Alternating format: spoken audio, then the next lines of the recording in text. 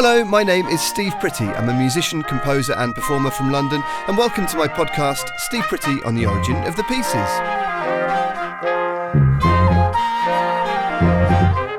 This is the show that helps you to hear, understand and enjoy music in new ways.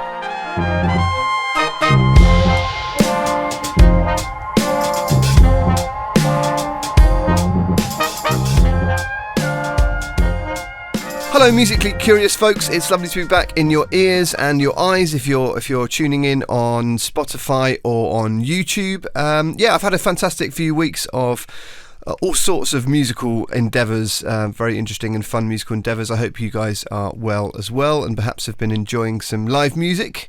It's the summer over here in the UK and from, of course, our top of the world, the Northern Hemisphere. And so I think if you're out enjoying summer music festivals, I hope you've had fun. And let me know what you've seen and what you recommend. I'm always open to new recommendations. I've done all sorts of fun stuff. I was at ALSO Festival where I think I did a total of about 7 or 8 different gigs, all very different as well. I did a live podcast show and I played with the band Molotov Jukebox, who I've been playing with for the last few years, who are fantastic. I did a live score to the film Nosferatu, the original horror film from 1922, which was really, really interesting. The first time I've done that, and I'm sure I'll talk about that at some point in the near future. And I did a conch bath, an hour-long kind of meditative conch session with the shells and electronics, which I really, really enjoyed. And again, more to come on that front as well. I think I'm going to be uploading some bits from both of these to my Patreon. So if you go over to my Patreon, if you go to originofthepieces.com, you can find my Patreon on there, or you can search for Steve Pretty on the Origin of the Pieces on Patreon, and you can join for, you can join for nothing, and you just sort of sign up to the mailing list and get a few extra bits and bobs. Or if you join for £1 or £5 or anything you want to give, then you get all sorts of extra bonus bits and a warm feeling for supporting the show. Anyway, so I was doing that. I'm going to be popping those up on the Patreon. I have done all sorts of other stuff like the Ocean Songs project with the National Maritime Museum, which was really interesting project. Where we wrote an album of songs about the ocean and performed them at the Maritime Museum and at First Light Festival. Yeah, all manner of things, and it's been an absolute delight. And I'm off to Latitude Festival shortly to be doing some more bits and bobs of podcasting stuff and music related things there. So maybe I'll see some of you there. If you're there, do come and say hello to me. I'm doing a few other bits and bobs over the summer about the podcast as well. But today, I'm actually going to run an interview that I did just in the last week or so. I've mentioned quite a lot that I've got all this stuff backed up from probably the last year or so of interviews. I've got loads and loads of interviews in the queue, but since it was on my mind, I wanted to run an interview on this episode that I did last week at the Edinburgh Jazz Festival, just while it was on my mind. I had this great few days up in Edinburgh, such a wonderful city and such an incredible jazz scene, actually. And before I get into the interview, I just wanted to take a few seconds to just talk about the Edinburgh jazz scene, in particular a bar called the Jazz BarA in Edinburgh. It's just called the Jazz BarA, and of course it does exactly that. It's a bar that plays jazz, and I've been going to Edinburgh for about 20 years. And it's been going that whole time. So it used to be on North Bridge, for those of you who know Edinburgh, and there was a big fire in the early 2000s, and so sadly the original club burnt down. But then the founder of the club, a man called Bill Kyle, who I'm a huge fan of and consider a very, very influential person in my life. He moved the club just around the corner, and it's on Chambers Street in Edinburgh. Beautiful, beautiful jazz club in the kind of classic style, downstairs basement club with a small stage and a really good PA and a wonderful bar serving all sorts of delicious drinks and single malts and all of the fun stuff. But it's a bar that has been really, I think of as pretty much a one venue music scene. It's a jazz scene. I mean, obviously there's other jazz going on in Edinburgh as well, but really the Jazz BarA is to my mind a real hub. And that certainly seems to be the case for lots of the musicians in Edinburgh. It's not just me saying that. And Bill Kyle, who I mentioned, is the guy who set this up. There's something, he very sadly died a few years ago, but he set it up as this real kind of nexus of music.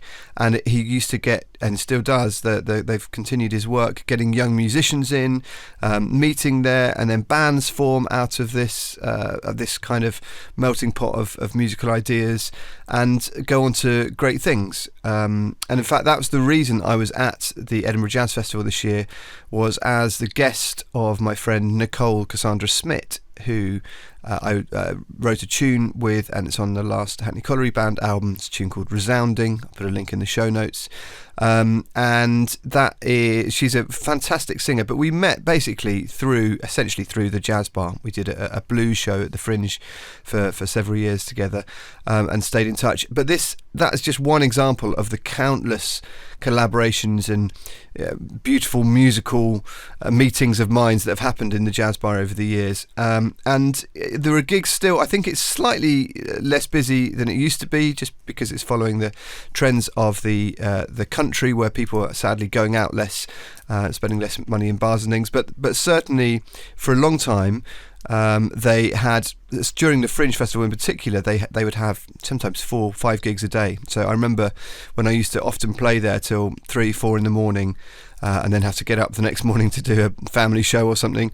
So it was not getting very much sleep, but there were gigs running from sort of 10 a.m. right through till 4 or 5 in the morning most days, which is quite something. And a lot of those gigs, some of them only cost a few quid to get in, and there's musicians, all the musicians on the stage are paid, not very much. It's a small club, and there's the door fees aren't very much, but Bill was always really, really good about paying people there and then, it being everyone understanding what the deal was, and just setting it up incredibly well, so that there's just this real, as I say, kind of nexus of musical activity. So if you're in Edinburgh, the Fringe is coming up, the festival, of course, the International Festival and the Fringe, and all of the other festivals that happen in Edinburgh, the Tattoo and everything else that happens over August. Do please take a trip down to the Jazz Bar, because I guarantee you will see some absolutely world-class musicians there. So yeah, I just wanted to give a bit of a shout out to Bill and the importance of people like Bill in the economy and the scene for not just jazz, but for any more niche musical genre, really, that requires these small venues for people to develop their craft. Having music in big concert halls or big arenas or stadiums, that's great, but really people really, really need to develop their craft, and particularly in areas like jazz, but I would argue in lots of other ways as well, rock bands and so on. So it's often an individual or a small group of individuals that create these scenes and create the environment to nurture musicians, and to create the next generation of music. And so I think it's really important that we acknowledge people like Bill, RIP, in doing that. So yeah, thank you, Bill. It's meant a lot to me, and you continue to be a big inspiration. And a shout out to the Edinburgh Jazz Bar. Now, speaking of Edinburgh, as I say, my interview today is with a fantastic musician and also music therapist, and that's what I'm talking to her about in her interview. Her name is Kassandra Louisa Silva, and I was up there in Edinburgh playing in Nicole Smith's band, of which Cassie is Casey, I should say, is a member. And yeah, we really hit it off. We had a lovely time, but also I've wanted, since this show started, to talk to a music therapist, and so we managed to grab a few minutes backstage at the Jazz Festival. So here we are, backstage in the Spiegeltent at the Edinburgh Jazz Festival 2025. Hello. We're about to do a gig. We're backstage at the Edinburgh Jazz Festival, doing a brilliant gig with Nicole Smith, which should be really fun, and we're going on quite soon. So we've got a quick chat. But we were talking last night, we only met last night. Yeah. Would you mind introducing yourself and what you do? Sure. So my name is Kassandra. I'm a music therapist for the NHS, Lothian up here in Scotland. And I work with older people and older people mental health. And the reason I wanted to chat was, I've wanted to have a music therapist on this show for basically since I set it up. Because I just think there's something, we talk a lot in the show about like the different uses of music, whether it's for ritual or for entertainment or for dancing, or but we haven't really got into the kind of therapeutic use of it. Can you just explain like what music therapy is, I guess? Sure. So music therapy, the way that I use it and understand it, is the use of music and all of its parts to connect with another person for a specific purpose, for specific therapeutic purpose. Mostly it's about using music to be with another person, allowing them to be themselves through music with you, and removing some of the stressors or the inadequacies of words to vocalize what it is that's going on for a person, to like help them emote without the pressure of naming it in the first instance. So that ties in a lot with a lot of stuff that I've mentioned many times in this podcast before, which is the fact that music, for me, one of the great things about it is that it allows you to express yourself in ways that words aren't always adequate to do. And that, you know, human emotions are complicated and it's not as simple as just happy or sad, or, you know, there's often things that fall through the cracks of those words that we have. So would you talk a little bit more about that sort of things? Well, like, so for a lot of the people that I work with, some of the things that have occurred in their lives or are currently occurring in their lives are really traumatic, for lack of a better word, or hugely complicated experiences, potentially with their family, potentially with like just unexpected trauma, or in my case right now with dementia. And so what happens is that those things are really difficult to talk about. And so often what I find is that if you just allow the space to play music together or have a conversation about music in the first instance, I use improvisation. So I'm an clinical improvisation. So you make music together that's new and that's current and that's very present. So for some people who've developed, say, schizophrenia because of genetics or trauma, something as simple as playing music that is made now with another person here that's reflective of this exact moment, it's super present, super grounding, and that can be a revolutionary thing for that person, because so often they're not here and now. They're like consumed by somewhere else or something else or other stimuli or things like that. And in dementia, where people are literally losing their words, music therapy enables them to connect to the feeling part of you, and you can be together musically in that way. But another amazing thing that music does in dementia is it activates independently all the different parts of a person's brain. Because when we hear music, we are processing it through like many firing synapses. So one part of the brain is thinking about the lyrics, another part of the brain is thinking about the movement, another part is interpreting rhythm, another part is hearing, is all about the feeling that you get, the joy or the sadness, the emotion that it evokes, and yet another part is maybe responding with memories, so the nostalgia of a song, for example. And those things are all happening independently of each other. It's not like Skittles that you knock one over and they all go. They're all lighting up independently. So in a brain of someone with Alzheimer's, say, or any of the dementias actually, where those synapses are no longer connecting and they're not firing together, what music does, aside from allowing you to be with the person, so that psychological well-being you get just from being with someone, it actually activates their brain in a way that is cohesive, that doesn't require connections specifically by distinct synapses. Do you know what I mean? And so it tricks the brain into acting as a whole organism once more, which is why you see those videos of people talking after they've listened to music for some time with another person, because their speech center has been stimulated because of the music in a novel way. And then for that short time after, it's as if the brain is still connected, and you're able to talk for a bit and be more here and grounded. It's so fascinating that, and again, the show's called Origin of the Pieces, about the evolution of music and why it evolved. And I talk quite a lot about how the fact we don't really know, but you know, the fact that it lights up so many areas of the brain like that and can make all these connections, I think is a real insight into some of the reasons it might exist in the first place. Because that obviously is happening in our brains that are well as well, obviously. So it happens to all of us. And it's what makes me think, and I said this to you last night, this is what makes me really believe that music is so innate. Like I think our ability to understand it is held alongside our ability to breathe. Like it's that organic, it's that non-thinking, you know? Like we do not have to understand anything. Speech, babies don't understand speech. You need to know absolutely nothing about a civilized human existence to appreciate music, which we know because infants who are days old will respond to music, and so will people with dementia. You're talking about babies, and today we had a rehearsal today for this show tonight. And you have a 6-month-old baby. I do. Right? And you were wearing your daughter in a sling throughout the rehearsal, which was amazing. Which I did a little bit when my kids were young, but you did the whole rehearsal. It was fantastic. That was my first time. It was great. She did brilliantly, didn't she? She did super great. And could you see links with your daughter and your kids, and with your work? Am I right in thinking you're working with people at sort of both ends of their life, right? Very young and very old. It's great. When I was studying, we learned about sort of pre-verbal communication.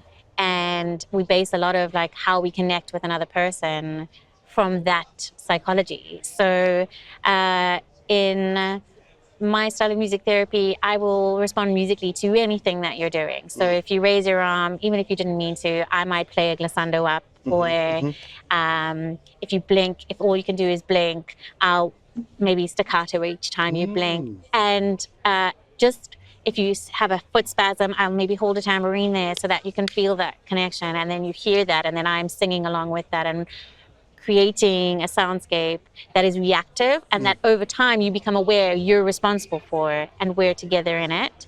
And that's all based on pre-verbal communication. So we studied a lot of like sort of parent-infant dyadic interactions and how that goes. So when I had my own kids, I noticed I was so much more in tune again with my very, very old patients, or much older patients with dementia. And in some way, it was like because of the regression that occurs, it was kind of like I was able to hold them more gently even than I was before, and just being able to see that sort of that they were a child in need of nurturing and in need of that sort of, connection. It's quite an intimate connection. I'm sure it is, but that's because music can be incredibly intimate, can't it? Again, because it kind of shortcuts emotions and goes straight to the heart of things rather than needing to try and describe them. Well, as you said earlier, when you were saying on this show, you talk a lot about the uses of music. In music therapy, there's a music therapist called Katrina McFerrin. She's based in Australia, and she's done a lot of work. She works a lot with adolescents and teens, and she's done a lot of work in uses of music, and that, like, how we use it, because it is a resource like any other, and it can be, like anything, used maladaptively. Like, we can be using it to reinforce bad feeling, to ruminate, to not move on from a particular event. We just play the same really, it keeps us in a moment. I'm sure you've experienced that, where like you need to play that song, and that song will always make you sad because it reminds you of this time. And she's done a lot of work thinking about, like, how can we use that, but then enhance our understanding when we're doing it, of how we're using music, why we're using it in this specific way, so that it doesn't harm us, so that we don't use music to harm us in that way, but we're using it thoughtfully, consciously. So it's a very interesting approach that they've been working on and written about. Yeah, using music as almost as a destructive thing. That's interesting. Yeah, because you're also a fantastic sax player and singer, which is what we're doing tonight. Yeah. And you improvise, of course, as a jazz musician. What are the links between like improvising with your patients and as a jazz musician? So improvising with my patients is different. I'm playing different instruments. I rarely use the sax because it's good. There've been times I use a clarinet because it's a little bit easier to just like pick and put down, and the sound of a clarinet is, or the timbre is just so beautiful and warm and woody, isn't it? Yeah. So it's good. Also, you're trying to improvise in a lot of styles. So sometimes you'll extemporize in maybe someone who really enjoys classical music. So you'll improvise in that kind of style. someone who really enjoys, like someone who loves Elton John, and then you're just like sort of doing that vibe, you know, on the piano. And So you're you have just to be quite versatile as a musician. Yes. So there are different schools of thought. So if you're a music-centered music therapist, then you must be quite versatile as a musician. If you're a more psychodynamically informed, I straddle those. What does psychodynamic mean? That means that it doesn't necessarily, the aesthetic value of the music, the oral value of it, is not necessarily as important as the connection that you're playing together. So it doesn't have to sound like anything particularly tuneful, as long as you're in it together. I see. That's okay. And I agree with that. But I also think that there's real value in having it sound nice and having that person be like, oh, I'm making this nice sound. But also then deliberately, if it needs to be discordant, if it needs to not sound nice, allowing for that, but doing it with skill. Yes, yeah. Interesting. So how it's what it's done for me personally as a musician is through the course and studying and just playing with so many different people with no like setness, like there's no skills required to participate in music therapy. And you don't also have to be like, you don't have to have dementia or schizophrenia to get music therapy either. It can be for anyone.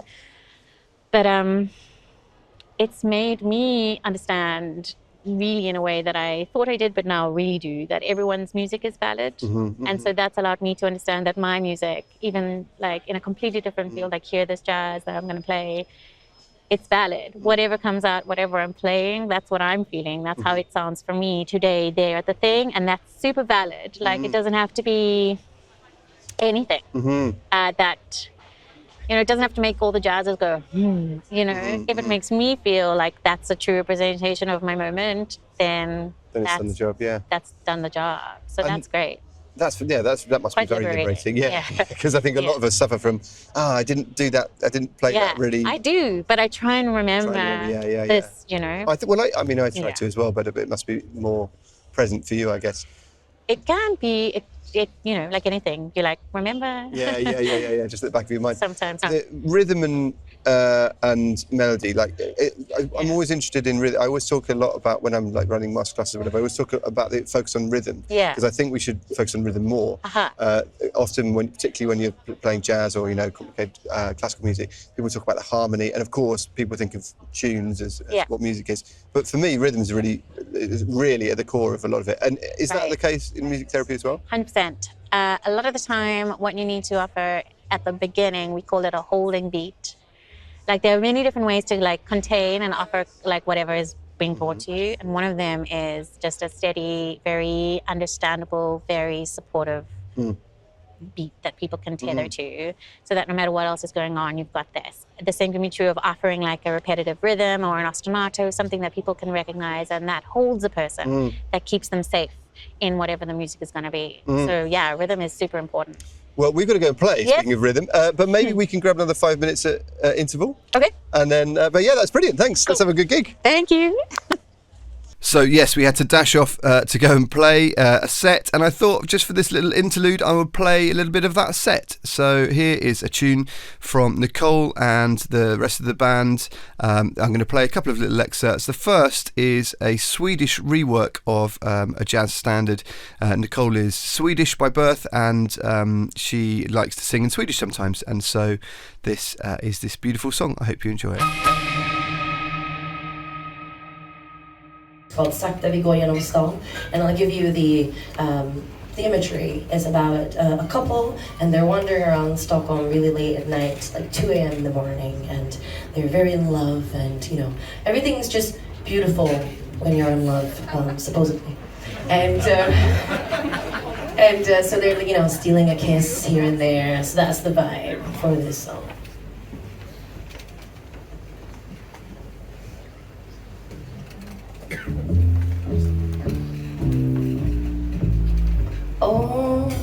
Det är känt när min Stockholm är grönt, sakta går hem genom stan. En doft av hö från någon ljus skärgårdsö smyger sig till stan.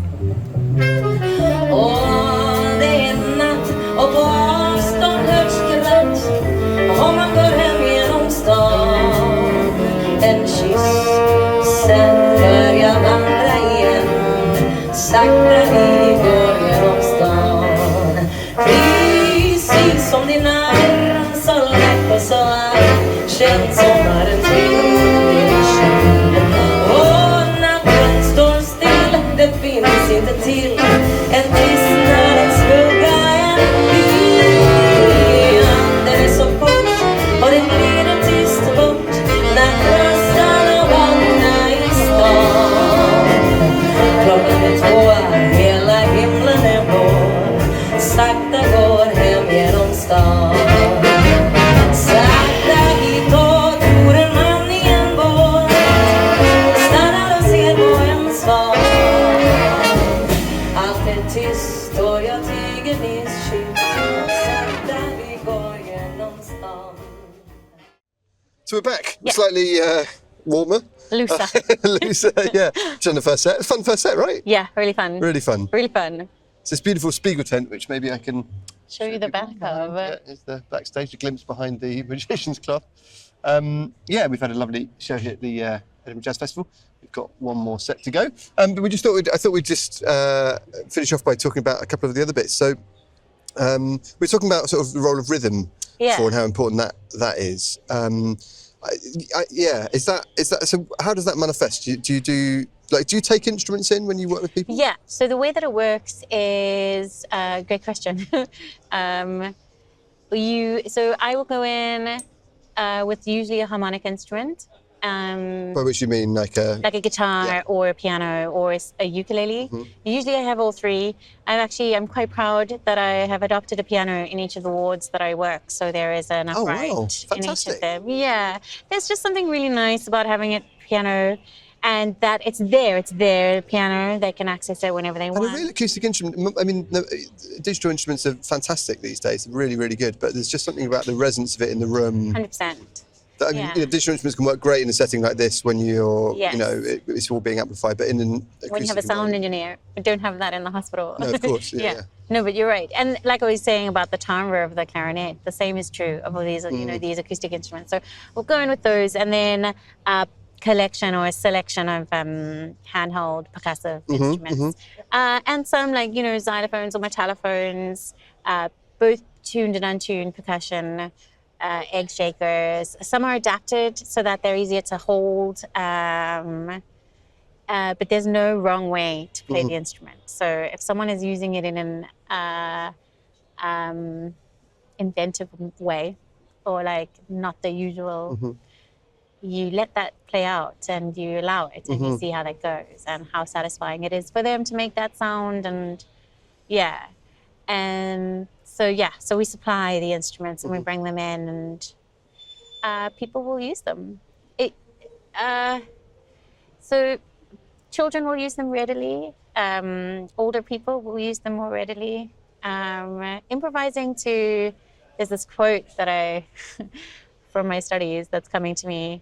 Just improvising for a sort of a non-impaired adult can often be like quite a confusing, or it's an anathema. Like, you want me to do what? You want me to how? But you sort of warm, that's where rhythm comes in. That's where beat comes in, because you're like, this is something tangible, recognizable that you can tether to, and just have a go at this. People will also use their voice. So. Yeah, but the thing I always say about when I'm teaching people to improvise, even people who can't really play an instrument or whatever, is that we're improvising all the time. This conversation's improvised, you know, it's not scripted. You're improvising all the time with what's around you. It's just that you just then have to apply that with some sort of technique, even very basic technique, like shaking a thing, or And so it's really interesting, because I was a music teacher before. So I worked in forensic music therapy for quite some time, and that's when it's called forensic music therapy because you're working with mentally disordered offenders.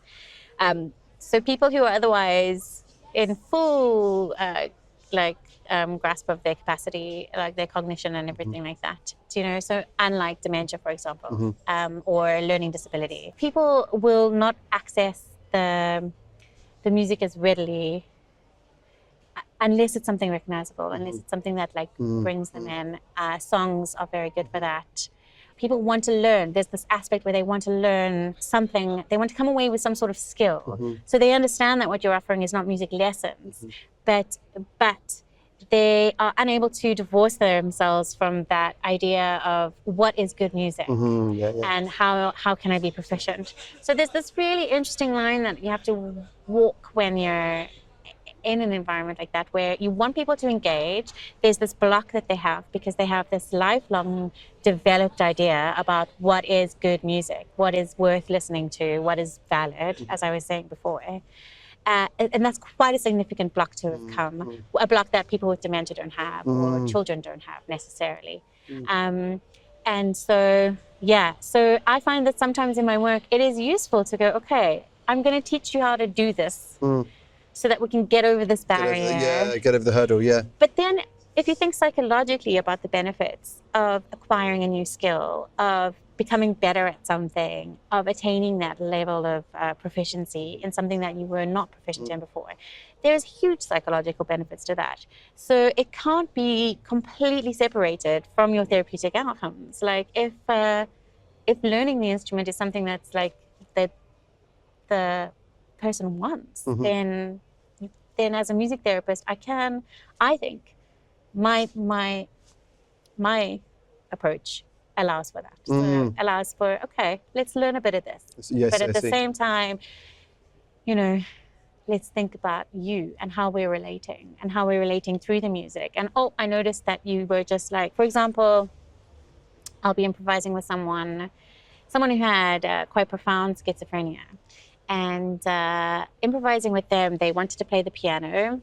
So they would always play up at the top and I'd play at the bottom because I wanted to ground them. I wanted to play the sort of slow chordal movements, rhythmic octaves, just really grounding the music to support whatever they were doing. Because what they were doing was offering me just all of their fingers like this, just this wall of sound.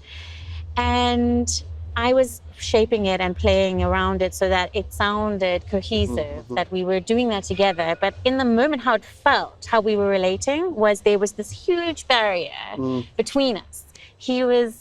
This was what he was offering, and it was almost impermeable because it was just this wall of sound. And I thought how guarded this person is and how slow our process was to allow me to offer this, to make the music with, so that even in the way that we were relating musically, there's so much to be learned about how we relate non-musically. And that's a really fascinating, so that's the sort of psychological aspect, which is very important and obviously in the work that we do when you're working, say, not in dementia, because you can offer psychologically informed music therapy and you're helping the staff understand what's going on for a patient, but it's not necessarily that you're helping the patient if they're far along in the dementia, understand. But in work with adults like that, the way that you make music together, the way that you relate musically actually can tell you a lot about how they're relating to people in all of their relationships. Yeah. One thing I wanted to ask was, what is the reason and the value of participatory music rather than just taking in a CD player or MP3 player or whatever? Oh, that's sort of active music making. Yeah, actively making music rather than just listening to it. There's benefits to both. I wouldn't write off one or the other.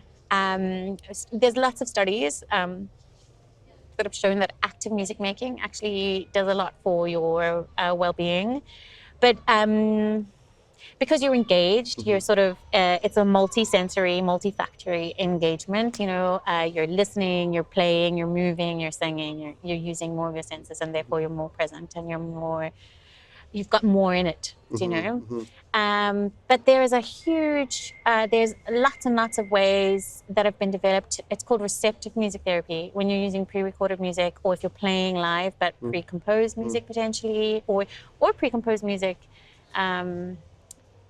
just, as part of a group. So, and then there's a whole school of thought, music therapy called Bonnie guided imagery and music, which is like a whole other thing where they create a playlist basically and then guide you through it with using different imagery for a specific purpose and for specific. So there are loads of different types of music therapy, and music therapists who've become really good at using those types. I'm sort of a jack of all trades, but mostly an improvisational one. But I use a lot of pre-composed music. But sometimes listening to music, like just having a listening session, can be a really valuable way of helping people show who they are a bit. because a lot of people demonstrate their identity through music as well, especially teenagers, that we all do. Yeah, actually. certainly. I had a BarA the other day, which is like a barbecue. Barbecue, Yeah. And I put a playlist on, and it was a playlist of like golden oldies, which I love. And then I was like, this is not the vibe. And then I was like, these people want the other side of me. So then I put on my other, like my hip playlist, and then people were vibing much more. And I was just like, I've just casually done a little bit of music therapy here to like change the vibe. I suppose in a sense, I mean, in a sense, all music is sort of therapy of some sort, I suppose. Yeah, in that really like low, we would call that low intensity. Low intensity music therapy. It's not asking anything of anyone. You're just like creating an ambience. But even a gig like the one tonight, in a sense, that it's therapeutic for both us as players and hopefully the audience. Definitely, I feel a lot better than I did before the set. Yes, me too. So and that we also danced backstage. That had a lot to do with it. That was good fun. Movement is another thing, They're obviously inextricably linked. We've got to go back on, but I'm going to ask you one more thing, which is what I ask almost everyone I speak to, which is, what is the point of music? What is the point of music?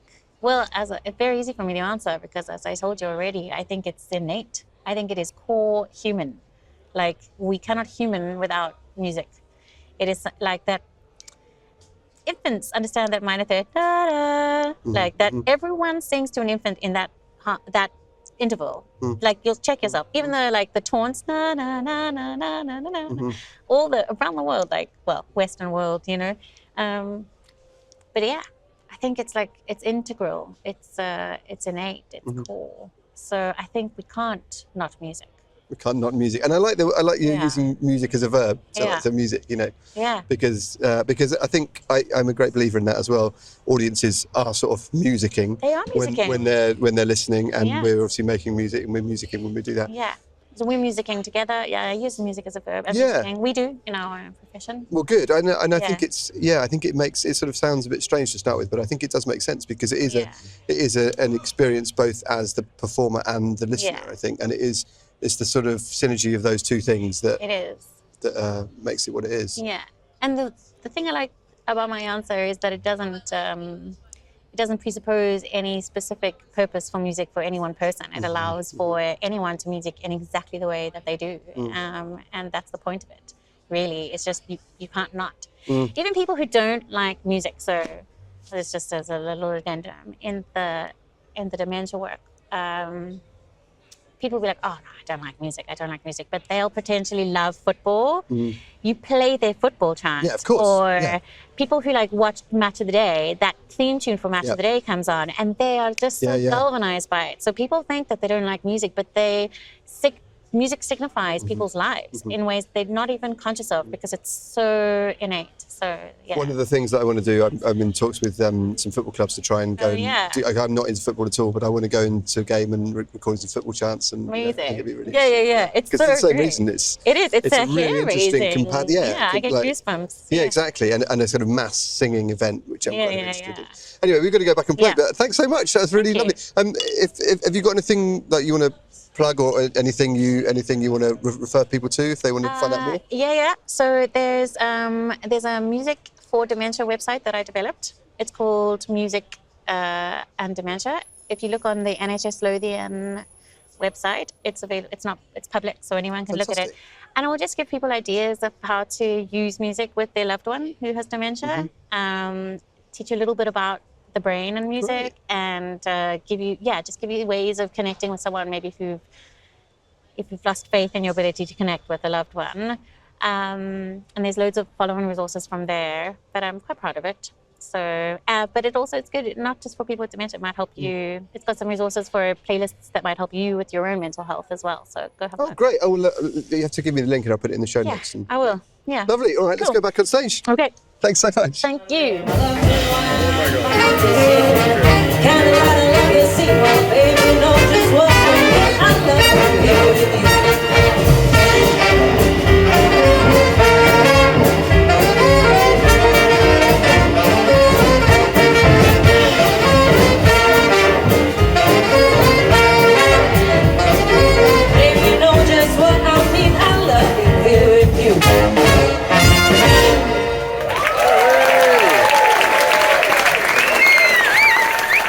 So my thanks once again to Kassandra Luisa Silva for that really interesting chat about music therapy.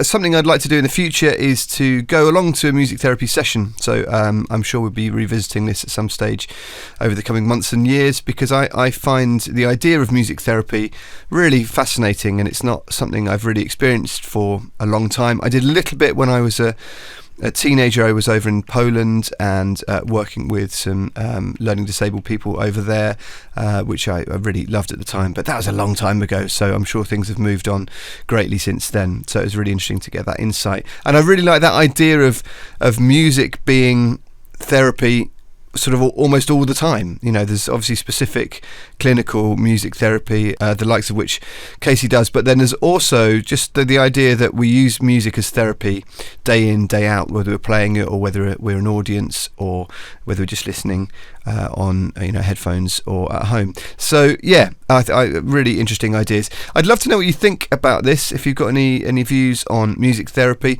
Speaking about hearing from you guys, please do drop me a line if you've got any feedback or you want to make any comments.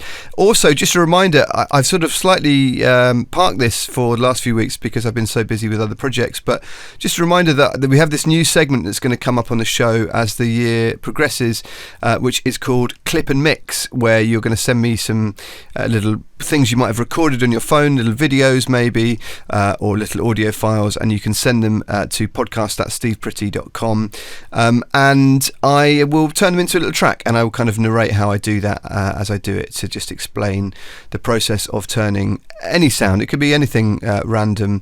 The other day I was in a hotel and I was playing around with some roadworks outside. It woke me up early, it's very annoying, but I recorded them, and I'm sort of planning to turn those into a bit of a track as a demonstration of this. So it can really be anything from a squeaky gate to, if you've got a kid who's, strumming a ukulele or guitar or something, and then we can explore some different ways of finding music within those little clips of sound. So yes, podcast@stevepretty.com for the clip and mix feature. Also, for those of you asking, I have very much not forgotten the other sections that I do in this show, one of which is, of course, the genre tombola, and I've got lots of stuff to come on the genre tombola. I've got to talk about tonas, the flamenco genre, and many other things, so I haven't forgotten that. It has just been an unusually busy and slightly hectic and hairy few months with one thing and another. I've been there's lots of stuff I can't really talk about at the moment, but I've been doing various pitches for big composing gigs, and I've been doing a lot of live stuff that I've mentioned, and I've had various family things going on and what have you. But I'm really liking how sort of nimble I'm able to be with this show now, where I'm just doing one thing at a time. I do miss the format where I was doing two or three things per episode, that kind of magazine format, but the fact that I can just kind of get an interview done, have a little chat to you on the camera here, and then get the episode out does make it a lot easier to keep things rolling in with some sort of regularity. So thanks for bearing with all the changes, but these features have not been forgotten. They are coming back. I'm going to spend quite a lot of time over the summer preparing some of this stuff so that we can really hit the ground running in the autumn. Might take a little bit of a break over August while I get some of this stuff rolling, but yes, we are progressing. Once again, a shout out for the Patreon. If you go to originofthepieces.com, and that can link you to the Patreon, or you can search on patreon.com and for Origin of the Pieces. And once again, anything from £0 per month to £5 or even more if you can afford it will help to support the show, keep the show independent, keep it hopefully interesting and engaging, and allow me to spend the time that I do on it, which is a lot of time that I love to invest in it. But yes, some cash is helpful. As you can imagine, it takes quite a lot of putting together. So if you go to originofthepieces.com, there's also a mailing list there you can sign up for, which is really helpful. I'm going to be dropping some extra goodies there, some ticket offers and some thoughts on the latest shows, and some other recommendations and suggestions over the coming months.